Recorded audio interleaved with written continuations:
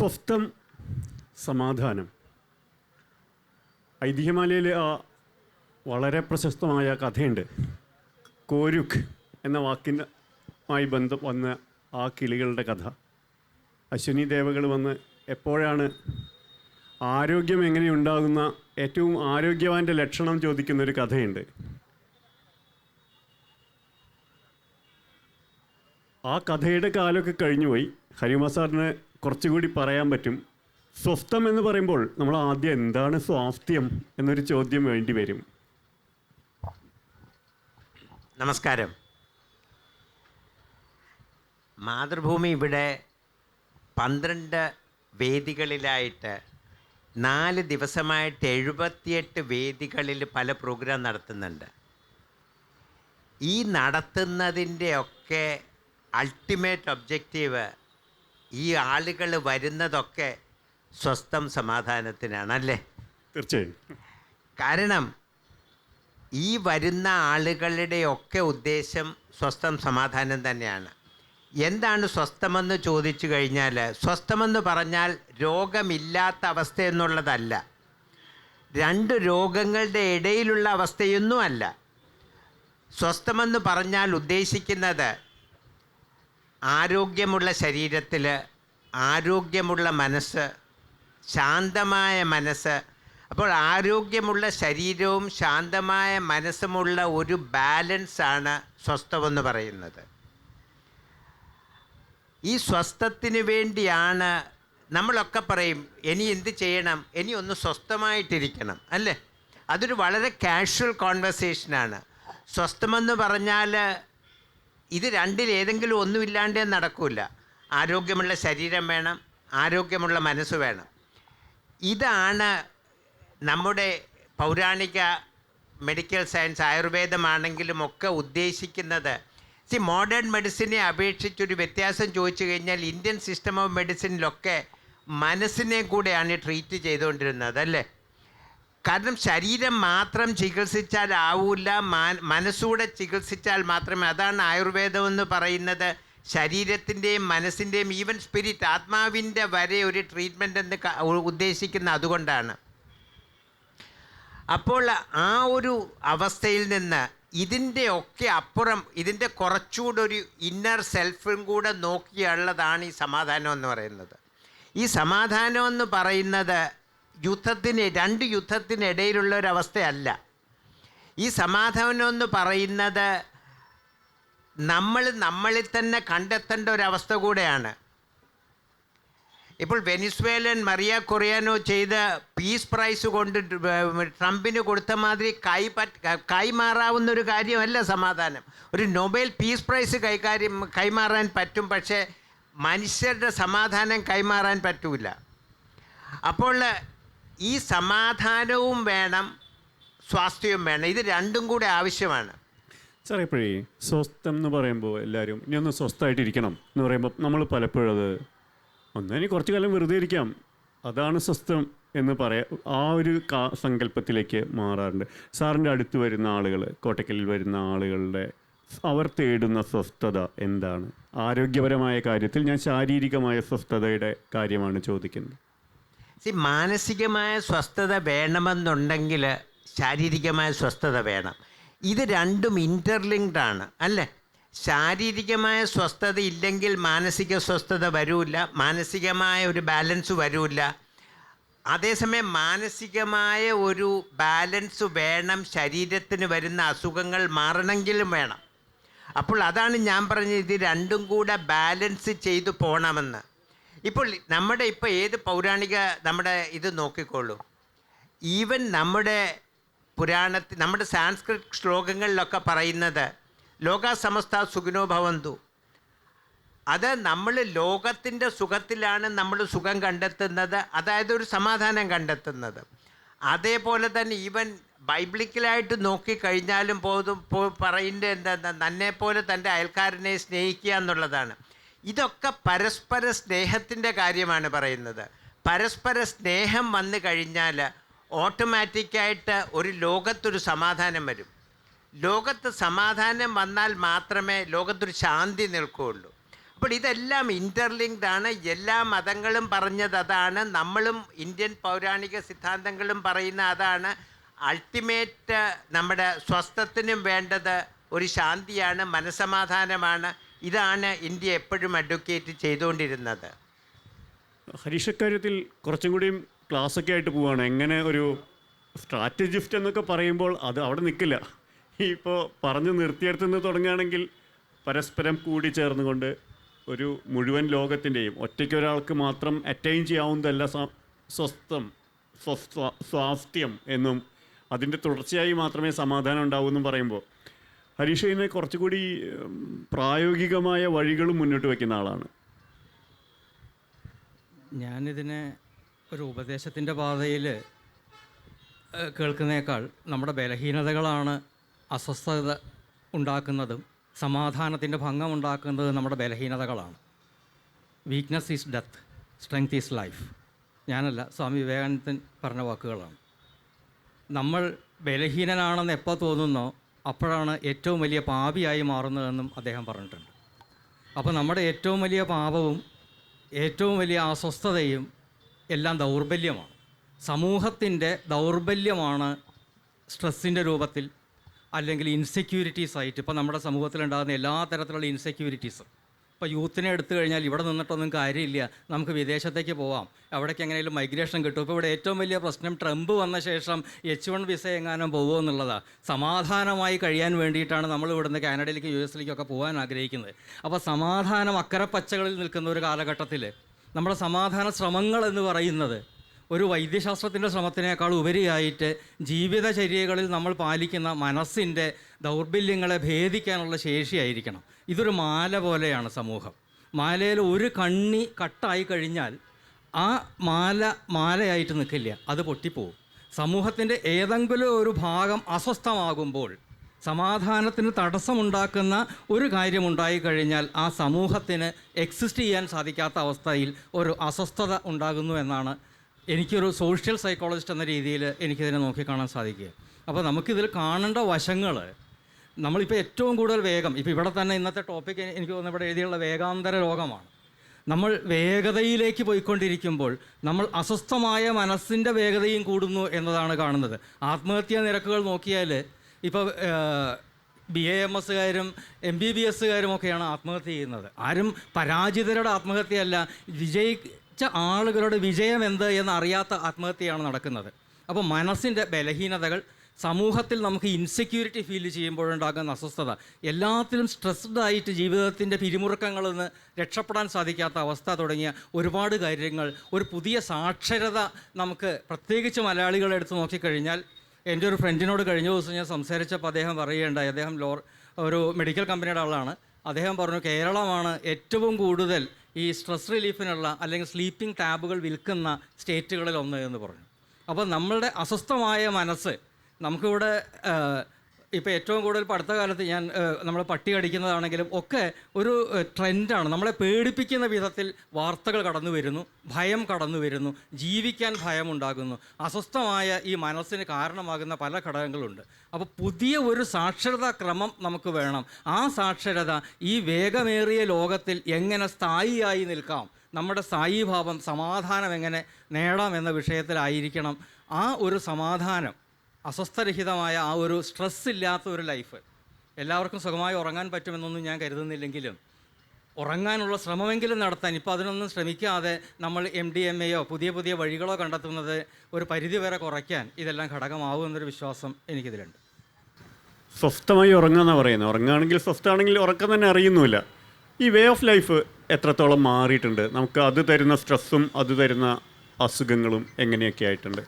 ഇപ്പോൾ പ്രത്യേകിച്ചും ഇപ്പോൾ നിരന്തരമായി ഇത് പ്രാക്ടീസ് ചെയ്യുന്ന ഒരാൾ എന്നുള്ള നിലയിൽ വരുമ്പോൾ മുന്നിൽ വരുന്നവരിൽ എങ്ങനെയാണത് കാണുന്നത്? വേ ഓഫ് ലൈഫ് എന്നുള്ളത് എന്നും മാറിക്കൊണ്ടിരിക്കുന്ന ഒരു സംഗതിയാണ്. കാരണം ലോകത്തിൻ്റെ റിക്വയർമെൻറ്റ്സ് മാറുന്നു, ഏത് ജോലിക്കാണെങ്കിലും അതിൻ്റേതായ ആവശ്യകതകൾ മാറുന്നു, പ്രഷേഴ്സ് മാറുന്നു. ഇത് മുഴുവൻ കാരണം വേൾഡ് കുറേ കൂടെ കൊമേഴ്ഷ്യലൈസ്ഡ് ആകുമ്പോൾ അതിൻ്റെ പ്രഷേഴ്സൊക്കെ വരും. ഈ പ്രഷേഴ്സിനെ എങ്ങനെ നമ്മൾ ഉൾക്കൊള്ളുന്നു എന്നുള്ളതിനെ സംബന്ധിച്ചിരിക്കും നമ്മുടെ ജീവിതത്തിൻ്റെ വിജയം എന്ന് പറയുന്നത്.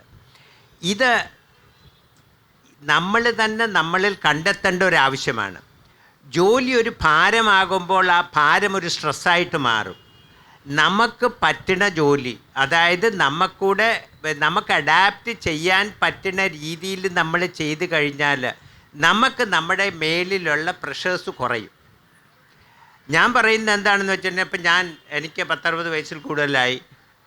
ഞാൻ ഇഷ്ടപ്പെട്ട ജോലി മാത്രമേ ഞാൻ ചെയ്യുന്നുള്ളൂ. അതൊരു ജോലിയാണെന്ന് എനിക്ക് തോന്നുന്നില്ല. നമ്മുടെ എൻജോയ് ചെയ്ത് ജോലി ചെയ്യുമ്പോൾ, എന്ന് വെച്ചിട്ട് എനിക്ക് എൻജോയ് ചെയ്യുന്ന ജോലി എനിക്ക് കിട്ടുമെന്ന് പറഞ്ഞിട്ട് കാര്യമൊന്നുമില്ല. പക്ഷെ ചെയ്യുന്ന പണി നമ്മൾ എൻജോയ് ചെയ്യാൻ നമ്മൾ പഠിച്ചു കഴിഞ്ഞാൽ തന്നെ ആ പ്രഷർ കുറച്ച് കുറയും.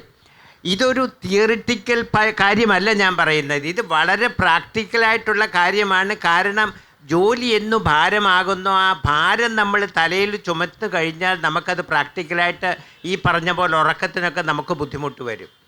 അപ്പോൾ നമ്മളിത് പല കാര്യങ്ങളെ നമ്മൾ ഉൾക്കൊള്ളാൻ ശ്രമിക്കണം. നമ്മൾ ഉൾക്കൊള്ളാൻ ശ്രമിച്ചു കഴിഞ്ഞാൽ ഈ പറയുന്ന സ്ട്രെസ്സൊക്കെ നമുക്ക് കുറേയൊക്കെ കുറയ്ക്കാൻ പറ്റും.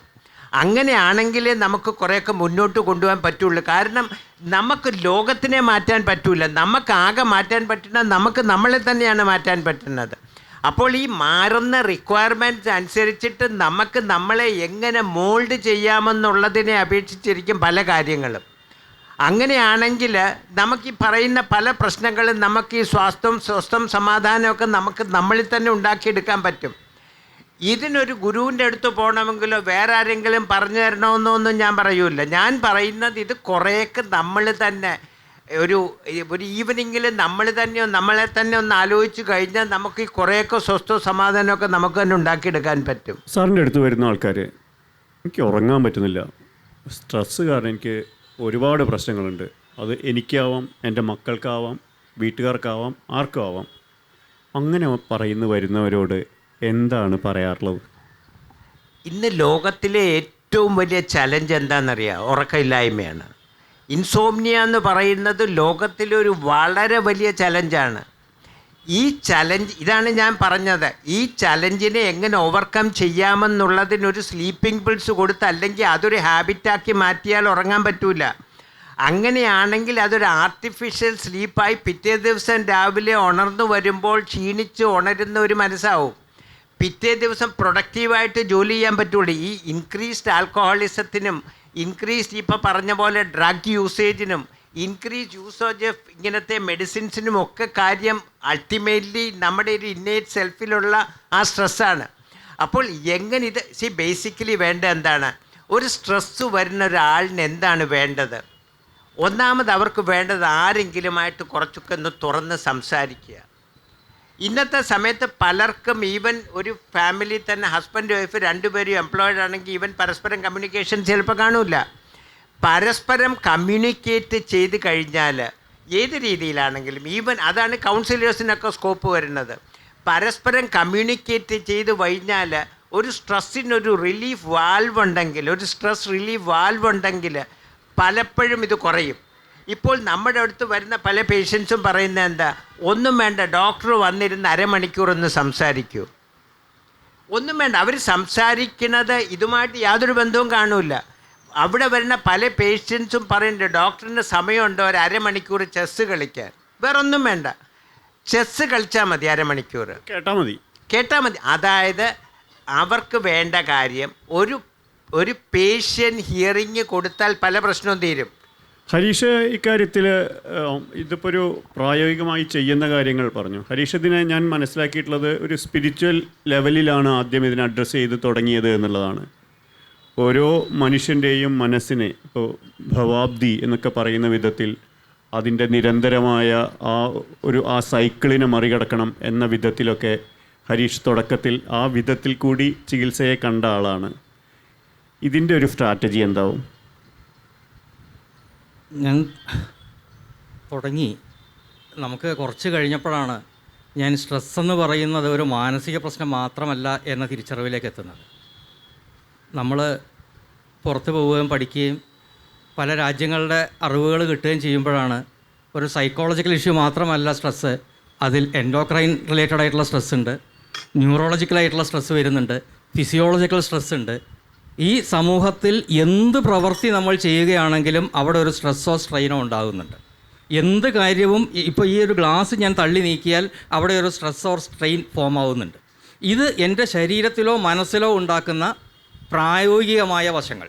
ഇപ്പം നമ്മൾ പറഞ്ഞ മാതിരി എടുക്കുകയാണ്, ഏറ്റവും സിമ്പിൾ, നമ്മളെല്ലാവരും മൊബൈൽ യൂസ് ചെയ്യുന്നുണ്ട്.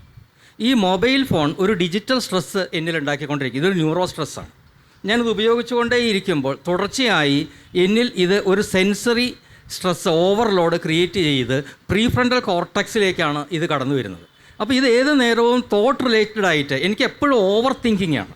ഈ ഓവർ തിങ്കിങ്ങുകൾ ക്രിയേറ്റ് ചെയ്യാൻ ഈ മൊബൈൽ ഫോണുകൾ എനിക്ക് കാരണമാവുന്നുണ്ട്. അതേമാതിരി തന്നെ ഫോണ് എനിക്ക് ഉപേക്ഷിക്കാൻ പറ്റാത്തൊരു വഴിയിലേക്ക് പോയിക്കൊണ്ടിരിക്കുന്ന ഒരു സ്ട്രെസ്സ്. എനിക്കിപ്പോൾ ഒരു സിനിമ കാണാൻ പോകാൻ പറ്റില്ല, കാരണം സിനിമ കാണുമ്പോൾ അതിൽ സ്കിപ്പ് ചെയ്യാൻ എനിക്കൊരു ടെംപ്റ്റേഷൻ ഉണ്ട്. സ്കിപ്പ് ചെയ്യാൻ പറ്റില്ല, കാരണം ഫോണിൽ കാണുമ്പോൾ എനിക്ക് സ്കിപ്പ് ചെയ്ത് പോവാം. അപ്പോൾ എൻ്റെ വായനാശീലം കുറയുന്നുണ്ട്, IQയിൽ 30% വരെ കുറയുന്നുണ്ട്. ഇങ്ങനെ എല്ലാ ഏരിയകളിലും ഒരു ഡിജിറ്റൽ സ്ട്രെസ്സ് ഫോം ആവുന്ന ഒരു കാലഘട്ടത്തിൽ എൻ്റെ ഉറക്കത്തെ ബാധിക്കുന്ന സയൻറ്റിഫിക്കായിട്ട് നോക്കിക്കഴിഞ്ഞാൽ ഒരു സൈക്കോളജിക്കൽ ടെൻഷൻ കൊണ്ടുള്ള പ്രശ്നത്തേക്കാൾ ഉപരിയായിട്ട് എന്നിൽ ഒരു കോർട്ടിസോൾ മെലാറ്റോനിൻ ഗ്രാഫിൽ ഒരു വേരിയേഷൻ ഉണ്ടാകുന്നുണ്ട്. മെലാറ്റോനിൻ ഉൽപ്പാദിപ്പിക്കപ്പെടേണ്ട സമയത്ത് ഞാൻ ഈ മൊബൈൽ നോക്കിയിരിക്കുകയും എനിക്ക് സ്ട്രെസ്സ് ക്രിയേറ്റ് ആവുകയും ക്രമേണ എൻ്റെ ഉറക്കം എന്ന് പറയുന്നത് ഡീപ്പ് സ്ലീപ്പിൽ നിന്ന് പകരം ഒരു അബോധാവസ്ഥയിലേക്ക് പോകുന്നൊരവസ്ഥ, ഒരു തരം തലയ്ക്ക് തല്ലുകൊണ്ട മാതിരി ചില ഇല്യൂഷനുകളും ഡിലൂലുവും ഒക്കെ ആയി മാറുന്ന ഒരു പ്രത്യേക സാഹചര്യത്തിലേക്ക് നമ്മളുടെ സ്ട്രെസ്സുകൾ കടന്നു പോകുന്നുണ്ട്. അപ്പോൾ ഇവിടുത്തെ പരിഹാരമായപ്പോഴാണ് ഞാൻ പഴയ ഒരു കാര്യം ഇതും കൂടെ കണക്ട് ചെയ്ത് വായിക്കാനിട തോന്നിയത്. നമ്മുടെ യോഗശാസ്ത്രത്തിൻ്റെ 2ാമത്തെ സൂത്രം പറയുന്നത് യോഗ ചിത്തവൃത്തി നിരോധ എന്നാണ്. അപ്പോൾ ഇതിൽ ഏറ്റവും വലിയ കോർട്ടിസോൾ ആങ്സൈറ്റി ഫോം ആകുന്നത് ഒന്നുകിൽ ഡയറക്റ്റായിട്ട് അമിഗ്ഡാലയിൽ ഉണ്ടാകുന്ന സ്ട്രെസ് ആവാം, അല്ലെങ്കിൽ തോട്ട് ബേസ്ഡ് സ്ട്രെസ് ആവാം. ഇതിൽ തോട്ട് ബേസ്ഡ് സ്ട്രെസ്സിനുള്ള ഏറ്റവും വലിയ ആൻസറാണ് ശരിക്ക് യോഗ ചിത്തവൃത്തി നിരോധ. നമ്മുടെ പ്രീഫ്രണ്ടൽ കോർട്ടക്സിൽ കിട്ടുന്ന ഓവർലോഡുകളെ കൺട്രോൾ ചെയ്യാൻ സാധിക്കുകയാണെങ്കിൽ അത് നമ്മൾക്കുണ്ടാക്കുന്ന വളരെ വലിയ മാറ്റങ്ങൾ, അത് ഉറക്കത്തിലായിരിക്കാം, ചിന്താശേഷിയിലായിരിക്കാം, IQയിലായിരിക്കാം. അത് പറയുമ്പോഴേ ചിത്തവൃത്തി നിരോധം എന്നൊക്കെ പറയുമ്പോൾ ഹരീഷ് ഇപ്പോൾ പറയുന്നത് ഹരീഷിൻ്റെ ജനറേഷൻ്റെ പ്രശ്നമാണ്. പുതിയ കുട്ടികളെ സംബന്ധിച്ചിടത്തോളം അവർ വരുന്നത് തന്നെ ഇപ്പോൾ നമുക്ക് ഡിജിറ്റൽ സ്ട്രെസ്സ് വരുന്നു എന്നൊക്കെ പറയുമ്പോൾ ആ കുട്ടികൾ വളരുന്നത് തന്നെ, ജനിക്കുന്നത് തന്നെ ഇതേ ഈ രീതിയിലാണ് പോകുന്നത്. അപ്പോൾ അവർക്ക് ആ ഒരു സ്ട്രെസ് ഉണ്ടാവണമെന്നില്ല. സ്ട്രെസ്സ് ഞാൻ ഉദ്ദേശിച്ചത് ഇത് നോക്കിയതുകൊണ്ടുള്ളതല്ല.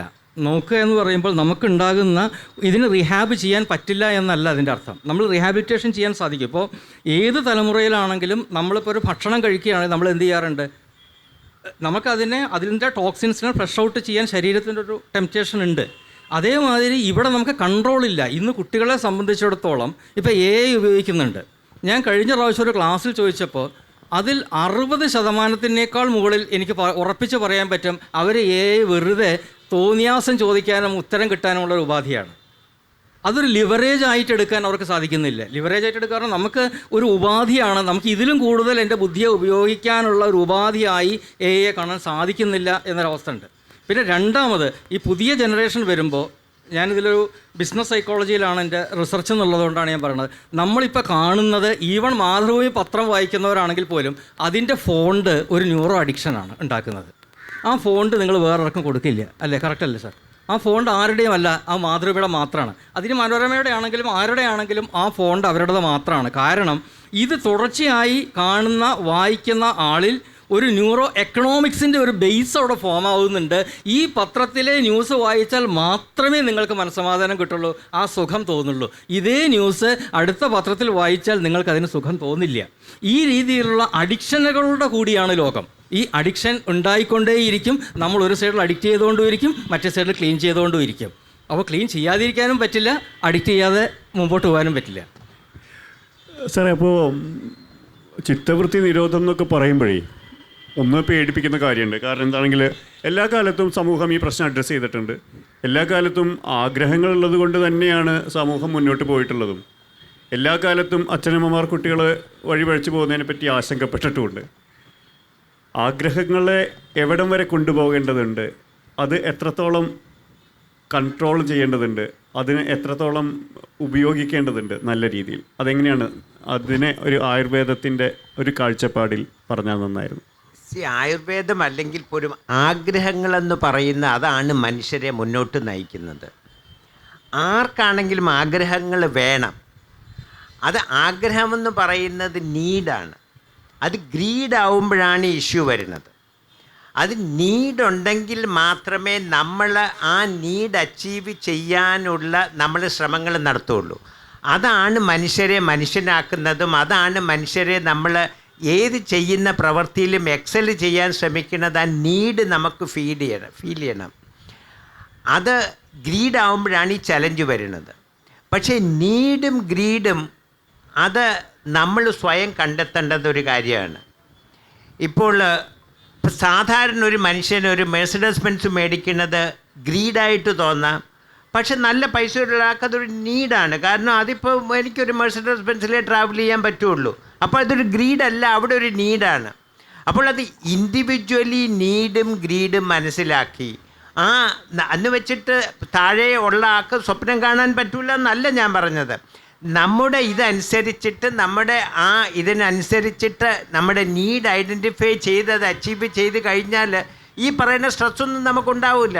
ഇപ്പോൾ മധു പറഞ്ഞ വളരെ വലിയൊരു കാര്യമാണ്. ഇന്നത്തെ തലമുറയ്ക്ക് ഡിജിറ്റൽ സ്ട്രെസ് എന്ന് പറഞ്ഞൊരു സംഭവം ഇല്ല. കാരണം അവരത് എപ്പോഴാണ് ഒരു സ്ട്രെസ് എന്ന് പറഞ്ഞൊരു ഇഷ്യൂ വരുന്നത്? നമുക്ക് പറ്റാത്ത ഒരു കാര്യവും നമ്മളുമായിട്ടൊരു ചെറിയ കോൺഫ്ലിക്റ്റ് വരുമ്പോഴാണ് ഒരു സ്ട്രെസ്സ് വരുന്നത്. കോൺഫ്ലിക്റ്റ് ഇല്ലെങ്കിൽ സ്ട്രെസ് ഇല്ല, അല്ലേ? ഇപ്പോൾ ഈ ഗ്ലാസ് അങ്ങോട്ട് വെക്കുമ്പോൾ ഒരു ഫ്രിക്ഷൻ ഉള്ളത് കൊണ്ടാണ് അവിടെ ഒരു സ്ട്രെസ്സ് വരുന്നത്. അത് ഇല്ലെങ്കിൽ ആ സ്ട്രെസ് ഇല്ല. അപ്പോൾ നമ്മളത് മനസ്സിലാക്കി നമ്മൾ മുന്നോട്ട് പോയാൽ അങ്ങനെ നമുക്ക് സ്ട്രെസ്സാണെന്ന് നമുക്ക് തോന്നുകയില്ല. അപ്പോൾ നമ്മൾ ഈ പകുതി കാര്യങ്ങൾ നമ്മളിത് സ്ട്രെസ്സാണോ എന്ന് വിചാരിക്കുന്നതുകൊണ്ട് വരുന്ന സ്ട്രെസ്സുണ്ട്. സ്ട്രെസ് അല്ല എന്ന് വിചാരിച്ചാൽ സ്ട്രെസ്സല്ല. അപ്പോൾ പകുതി കാര്യങ്ങൾ നമ്മൾ തന്നെ തീരുമാനിക്കണം. ഇത് സ്ട്രെസ്ഫുൾ ആണെങ്കിൽ നമ്മൾ ചെയ്യേണ്ടെന്ന് വെച്ചാൽ പോരെ. ആ സ്ട്രെസ്ഫുൾ ആയതുകൊണ്ടും സ്ട്രെസ്സായിട്ട് നമ്മൾ ചെയ്യണമെന്ന് വിചാരിക്കുമ്പോഴാണ് നമ്മൾ സ്ട്രെസ്സിനെ കൺട്രോൾ ചെയ്യാൻ ഈ ബാക്കിയുള്ള കാര്യങ്ങളൊക്കെ നമ്മൾ ചെയ്യുന്നത്. അപ്പോൾ നമ്മളത് മനസ്സിലാക്കിയാൽ തന്നെ നമ്മുടെ പകുതി പ്രശ്നം തീരും. അങ്ങനെയാണെങ്കിൽ മാത്രമേ നമുക്ക് പല കാര്യങ്ങളും നമ്മളെ അറിയാൻ പറ്റുള്ളൂ. അൾട്ടിമേറ്റ്ലി സ്വയം അറിയുന്നതാണ് ഏറ്റവും വലിയ കാര്യം. അതാണ് ഞാൻ മുമ്പേ പറഞ്ഞത്. ആദ്യം വേണ്ടത് നമ്മളെ സ്നേഹിക്കുക. അതാണ് ഞാൻ ബൈബിളിക്കൽ വാചകം പറഞ്ഞത്, നാം നമ്മെ സ്നേഹിക്കുന്ന പോലെ അയൽക്കാരനെ സ്നേഹിക്കുക. അപ്പോൾ എവിടെയാണ് തുടങ്ങുന്നത്? നാം നമ്മെ സ്നേഹിക്കുമ്പോഴാണ്. നമ്മെ സ്നേഹിക്കുന്നത് എപ്പോഴാണ്? നമ്മൾ ഈ സ്ട്രെസ്സൊക്കെ ഒന്ന് അവോയ്ഡ് ചെയ്ത് നമ്മളിൽ തന്നെ കണ്ടൻമെൻ്റ് ആവുമ്പോൾ. ബേസിക്കലി കണ്ടൻമെൻ്റ് ആണ് വേണ്ടത്, കമ്പാരിസൺ അല്ല. നമ്മളിൽ തന്നെ കംഫർട്ടബിൾ ആകുക, നമ്മൾ കണ്ടൻറ്റഡ് ആകുക. നമ്മൾ ബാക്കിയുള്ളവരുമായിട്ട് കമ്പയർ ചെയ്ത് അവരുടെ ജീവിതം ജീവിക്കാൻ തുടങ്ങുമ്പോഴാണ് നമുക്ക് സ്ട്രെസ് വരുന്നത്. ഇത് ഫിലോസഫിക്കലാണെന്ന് തോന്നാം, പക്ഷേ അല്ല. പല കാര്യങ്ങളും നമ്മളൊന്ന് ബ്രേക്ക് ഡൗൺ ചെയ്ത് കഴിഞ്ഞാൽ നമുക്ക് ചെയ്യാൻ പറ്റുന്ന കാര്യങ്ങളാണ്. ഇപ്പം സാർ പറഞ്ഞ പോലെ കേൾക്കുമ്പോൾ വളരെ എളുപ്പമാണ്. പക്ഷേ ഏറ്റവും ഇഷ്ടമുള്ളത് ആരാ? അത് തന്നെയാണ്. അത് കഴിഞ്ഞാലോ അത് കഴിയണില്ലല്ലോ എന്ന് പറയുന്നൊരു കാലം കൂടി ഉണ്ട്. അപ്പോൾ ഈ അവനവനെ ഇഷ്ടപ്പെടുന്നത് പോലെ ലോകത്തെ സ്നേഹിക്കുക എന്ന് പറയുമ്പോൾ അവനവൻ ഇഷ്ടപ്പെട്ട് കഴിയുന്നില്ല എന്നുള്ളൊരു പ്രശ്നം വരുന്നുണ്ട്. അത് ക്രിയേറ്റ് ചെയ്യുന്ന പ്രശ്നങ്ങളും വരുന്നുണ്ട്. ഇഷ്ടപ്പെട്ട് മതിയാവുമെന്ന് എനിക്ക് തോന്നുന്നില്ല. ഇഷ്ടപ്പെട്ട് മതിയാവുള്ള സാധ്യത കുറവാണ്. പിന്നെ നമുക്കൊരു കാര്യം ചെയ്യാൻ പറ്റുന്നത്, നമ്മൾ ഭാവിയിലേക്കും കൂടെ കുറച്ച് നോക്കിക്കൊണ്ട് പുതിയ സാഹചര്യങ്ങളെ മുഴുവൻ ഒരു പഴയ കാലഘട്ടത്തിൻ്റെ താളിയോല ഗ്രന്ഥങ്ങൾ കെട്ടിയിടാതെ താളിയോല ഗ്രന്ഥങ്ങളെ പുതിയ കാലഘട്ടത്തിൻ്റെ റിസർച്ചുമായി ചേർത്ത് വെച്ച് വായിക്കാൻ തയ്യാറാകുമ്പോൾ മാത്രമാണ് ഒരു സമൂഹം മുമ്പോട്ട് പോകുന്നത്. നമ്മുടെ ഏറ്റവും വലിയ സ്ട്രെസ്സ് ഇപ്പോൾ നമ്മുടെ കുട്ടികൾ പുറത്ത് പോകുന്നില്ല എന്ന് ഞാൻ പറഞ്ഞു. കാരണം അതൊരു മാനസിക സ്ട്രെസ്സൊന്നുമല്ല. പുറത്ത് പോകാൻ ആഗ്രഹിക്കുന്നു, നമ്മളിവിടുന്ന് മൈഗ്രേറ്റ് ചെയ്യാൻ ആഗ്രഹിക്കുന്നു എന്ന് പറയുന്ന ഒരു സൈക്കോളജിക്കൽ സ്ട്രെസ്സ് മാത്രമല്ല.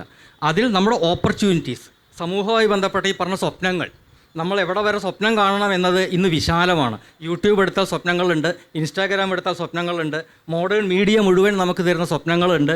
പിന്നെ അവിടത്തേക്ക് അഡ്വാൻസ് വീഡിയോ, പിന്നെ ടെക്നോളജികൾ, അവിടെ ചെന്നാൽ പഠിക്കാൻ പറ്റുന്ന ആധുനിക വിദ്യാഭ്യാസ ക്രമങ്ങളുണ്ട്. ഇപ്പോൾ ഞാൻ എൻ്റെ ഒരു ചെറിയ അനുഭവം പറയാം. എനിക്കൊരു ഓട്ടോ ഇമ്മ്യൂൺ ഡിസോർഡർ വന്നിട്ട് ഞാൻ 1 വർഷം കംപ്ലീറ്റ്ലി ബെഡ് റിട്ടൺ ആയിരുന്നു. അന്ന് ഇവിടുത്തെ ഏറ്റവും വലിയ ആളുകൾ മുഴുവൻ ഇത് ചികിത്സിച്ച് മാറ്റിത്തരാമെന്ന് പറഞ്ഞപ്പോൾ US-ലുള്ള സ്റ്റാൻഫോർഡിലുള്ള എൻ്റെ ഡോക്ടർ അർച്ചന പറഞ്ഞത്, how to live with autoimmune disorder എന്നാണ് ഞങ്ങൾക്ക് പറയാൻ പറ്റുക. അല്ലാതെ ഇത് വെച്ച് ഇപ്പം ഞങ്ങൾ മാറ്റിത്തരാം എന്ന് പറഞ്ഞാൽ ഞങ്ങൾ ക്രിമിനൽ കേസിൽ പെടും, അത് ഇന്ത്യക്ക് മാത്രം പറയാൻ പറ്റുന്നതാണെന്നാണ്. നമ്മൾ വിശാലമായി ചിന്തിക്കുകയും വിശാലമായി പഠിക്കുകയും പുറത്തുണ്ടായിക്കൊണ്ടിരിക്കുന്ന സ്ക്രീൻ ടൈമിങ്ങുകളും അതിലെ പ്രശ്നങ്ങളുമെല്ലാം ആധുനിക പഠന വിഷയമാക്കുകയും ചെയ്യുന്നിടത്താണ് നമ്മുടെ കുട്ടികളും വരും തലമുറയ്ക്കും സ്ട്രെസ്സ് കൂടുതൽ കുറയ്ക്കാൻ സാധിക്കുക. പുതിയ കാര്യങ്ങൾ നമ്മുടെ സബ്ജക്റ്റിൻ്റെ ഭാഗമാവുന്നില്ല. ഇപ്പോൾ കഴിഞ്ഞ ഒരു സമയത്ത് ഞാൻ ഒരു MBA കോളേജിൽ പോയി പുതിയൊരു കോഴ്സിൻ്റെ കാര്യം സംസാരിക്കുകയുണ്ടായി. അപ്പോൾ അവർ പറഞ്ഞു ഞങ്ങളിപ്പോൾ അടുത്ത് തന്നെ ഓട്ടോണോമസ് കോളേജ് ആവും. അപ്പോൾ ഞാൻ പറഞ്ഞു എന്നാൽ സൗകര്യമായല്ലോ, അപ്പോൾ കോഴ്സുകളിൽ ചെറിയ മാറ്റങ്ങളൊക്കെ വരുത്താം. ഇല്ല, അത് പറ്റില്ല, 20% വരെ ഞങ്ങൾക്ക് സ്വാതന്ത്ര്യമുള്ളൂ, ബാക്കി പറ്റില്ല. അപ്പോൾ ഞാൻ ചോദിച്ചപ്പോൾ അദ്ദേഹം പറഞ്ഞൊരു മറുപടി ഉണ്ട്. അത് ശരിയാണോ തെറ്റാണോ എന്ന് എനിക്കറിയില്ല, ഒരു ചർച്ചയ്ക്കോ തർക്കത്തിനോ ഒന്നും പറയുകയല്ല. അദ്ദേഹം പറഞ്ഞത് നമ്മളുടെ പ്രൊഫസർമാർ ഒരിക്കലും മാറാൻ സമ്മതിക്കില്ല. കാരണം അവർ പഠിച്ച കാലത്തെ ബുക്കിൻ്റെ മുകളിൽ എന്തെങ്കിലും പഠിക്കേണ്ടി വന്നാൽ അല്ലേ ഈ ബുക്ക് ഇറക്കാൻ പറ്റും, പുതിയ പാഠപുസ്തകങ്ങൾ. ഇത് പഠിപ്പിക്കണമല്ലോ എന്ന് ആലോചിച്ച് ഇന്ത്യയിൽ ഇത് പരിഷ്കരിക്കാൻ ഒരിക്കലും നടക്കില്ല. അത് വേണമെന്നുള്ളവർ പുറത്തു പോയി പഠിക്കും. ഇവിടെ ഞങ്ങൾ 60 വയസ്സുള്ള ആളുകൾ എഴുതിയ ബുക്ക് എന്താണോ അന്നത്തെ എന്താണോ സാഹചര്യം, അതിലേക്ക് പുതിയ പ്രശ്നങ്ങളെ ഞങ്ങൾ എത്തിക്കും. അതിൽ വയലാറിൻ്റെ കവിത മാത്രമേ ഉള്ളൂ. എൻ്റെ ഈ ടേബിളിൽ കൊണ്ടുപോയി കടത്തിയിട്ട് എൻ്റെ ആത്മാവ് അതിനേക്കാൾ വലിപ്പമുള്ളതാണെങ്കിൽ ഞാനതിനെ മുറിച്ച് എൻ്റെ കട്ടിലിന് പാകത്തിനാക്കുമെന്ന് പറഞ്ഞതുപോലെ നമ്മുടെ ചിന്താഗതികൾ എല്ലാം നമുക്ക് പാകത്തിന് മുറിച്ച് മാറ്റാതെ അതിൻ്റെ വിശാലമായൊരു ചിന്താഗതിയിലേക്ക് മാറുമ്പോൾ തന്നെ ആ ചിന്തയിൽ ഉടലെടുക്കുന്ന ഒരു സ്ട്രെസ്സ് കുറയുകയും പുതിയ തലമുറ കുറേ ഓപ്പണായി കാണുകയും ഓപ്പണായ ഒരു ലോകത്തെ കാണുകയും ചെയ്ത് ഈ കുറേ നമ്മുടെ ചെതലരിച്ച ബുക്കുകൾ നമ്മൾ രക്ഷപ്പെടുകയും ചെയ്യും. അപ്പോൾ പറഞ്ഞത് വയലാറിൻ്റെ കവിത പറഞ്ഞത് പ്രൊക്രൂസ്റ്റസ് പുനർജീവിപ്പു എന്നുള്ള ഒരു കവിതയാണ് പറയുന്നത്. പക്ഷേ ഈ ഒരു പ്രൊക്രൂസ്റ്റസിനേക്കാൾ അപ്പുറത്ത് ഈ സാർ നേരത്തെ പറഞ്ഞതും അത് തന്നെയാണ്. നമ്മൾ ഈ വരുമ്പോൾ ഈ നമ്മുടെ ആഗ്രഹങ്ങളുടെ കാര്യങ്ങളെക്കാൾ കൂടുതൽ ടെംപ്റ്റേഷൻസ് അല്ലേ, അത് മാർക്കറ്റ് ഡ്രിവൺ ആയിട്ടുള്ള ടെംപ്റ്റേഷൻസ് അല്ലേ പലപ്പോഴും ഇതിന് കാരണമാവുന്നത്?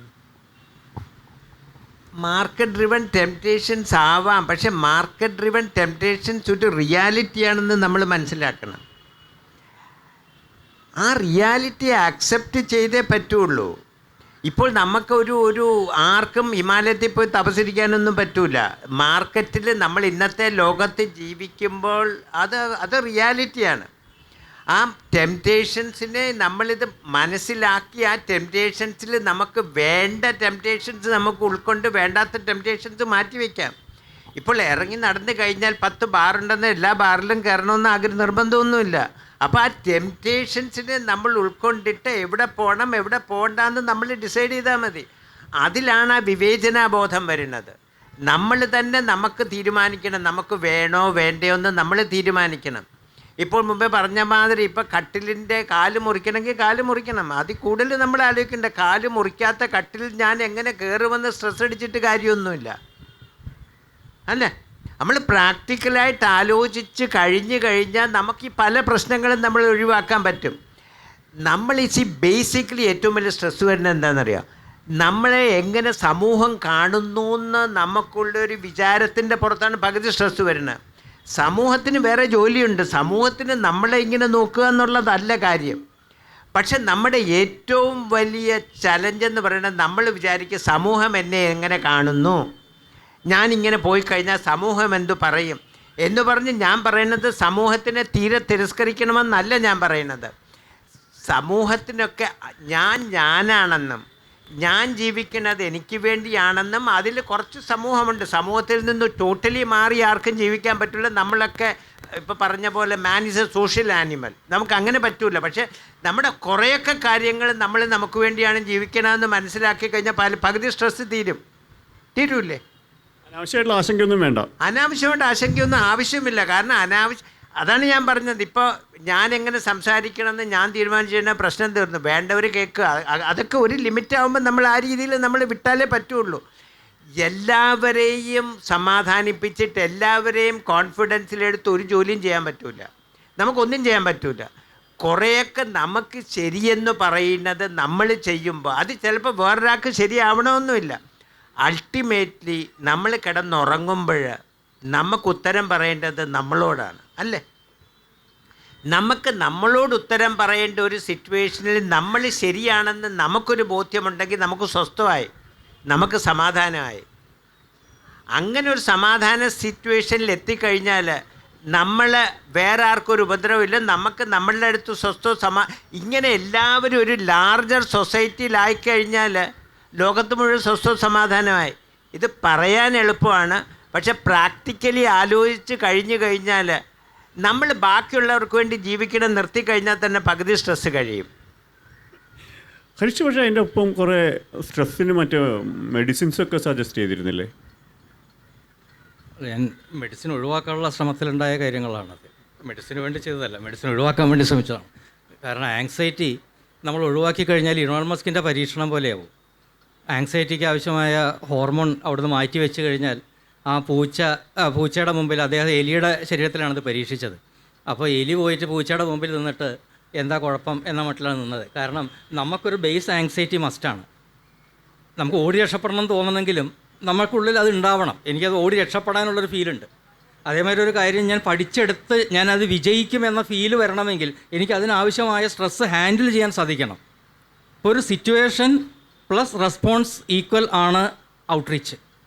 അപ്പോൾ നമ്മുടെയൊക്കെ ശ്രമം എന്താണ്? നമ്മുടെ ഒരു ഔട്ട്റീച്ച് എത്തിച്ചേരുക എന്നതാണ്. നമുക്കൊരു റിസൾട്ട് വേണം. ഈ റിസൾട്ടിന് വേണ്ടിയിട്ട് എനിക്ക് ഒരിക്കലും എന്ത് ചെയ്യാൻ പറ്റില്ല, സിറ്റുവേഷനുകളെ മാറ്റി വയ്ക്കാനൊന്നും കഴിയില്ല. എന്താണോ ഞാൻ ഫേസ് ചെയ്യാനുള്ളത്, രാവിലെ അവിടെ പോയിട്ട് നമുക്ക് അവരോട് പോത്തിൻ്റെ ചെവിയിൽ വേദം ഓതിയിട്ട് കാര്യമില്ല പറഞ്ഞവർ ആരോടും പോയിട്ട് ഞങ്ങളെ പണ്ട് തന്നെ സെൻസറി സ്റ്റെപ്പ് ഇതിനെപ്പറ്റിയൊക്കെ പറഞ്ഞിട്ടുണ്ട്, നമുക്ക് 5 സെൻസസിനെയൊക്കെ അവോയ്ഡ് ചെയ്യണം എന്നൊന്നും പറഞ്ഞാൽ മുമ്പിലിരിക്കുന്ന ബോസിനത് മനസ്സിലായിക്കൊള്ളണമെന്നില്ല. അപ്പോൾ സിറ്റുവേഷനുകൾ എന്ന് പറയുന്നത് നമ്മൾ നിരന്തരം ഫേസ് ചെയ്തുകൊണ്ടിരിക്കുന്ന ഒരു സിറ്റുവേഷനാണ്.